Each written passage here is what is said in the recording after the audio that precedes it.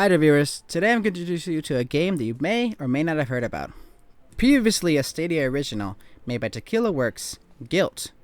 This game has some sensitive subjects such as bullying, so yes, that's a heads up. You play as a little girl named Sally, who is the only one still looking for her missing younger cousin, Emily. As Sally is posting flyers around town, she tries to escape some really mean kids, damaging her bike.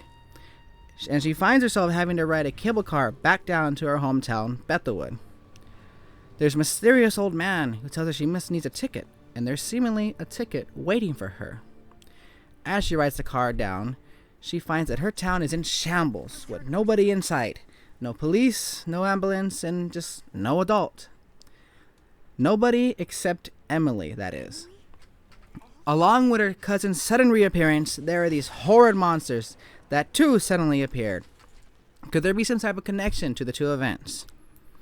Now that you've somehow finally found your cousin, you have to survive this nightmare and escape with Emily. But don't go thinking that you're some helpless little kid. You can push back the darkness with your trusty flashlight. The light obviously takes batteries, but the battery only drains when using the light beam or when you stealth unalive enemies. As for looking around, the battery does not drain. When you get hurt, you use inhalers to regain health, and you can always catch your breath in the middle of a fight. You can also just avoid confrontation altogether by running away. You are a child after all.